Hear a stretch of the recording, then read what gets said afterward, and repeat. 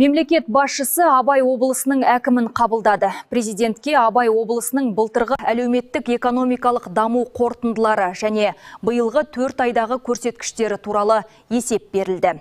Берік Уәлидің айтуынша, өткен жылы өңірлік жалпы өнім көлемі 3,9 триллион теңгеге жетті. Биыл қаңтар-сәуір айларында қысқа мерзімді экономикалық индикатор 103,8% құрады. Инвестиция көлемі 19,4%-ға өсіп, өнеркәсіп өңдеу секторы, ауыл шаруашылығы, құрылыс және көлік салаларында оң динамика сақталды. Мемлекет басшысына инвестиция тарту бағытында атқарылған жұмыстар жөнінде баяндалды. Былтырдан бастап жалпы инвестициялық пулға кіретін жобалар саны 29-дан 112-ге дейін ұлғайды. Тартылатын инвестиция көлемі 2,2 триллион теңгеден 4,4 триллион теңгеге дейін артты. Ірі инвестициялық жобалар қатарында құны 577,5 миллиард теңге болатын Аягөз-Бақты темір жол желісінің құрылысы жүргізілуде. Семей қаласында құны 714 миллиард теңгені құрайтын жаңа жылу электр орталығы мен жалпы инвестиция көлемі 255 миллиард теңге болатын Тау-кен байыту комбинатын салу жобалары жүзеге асырылып жатыр.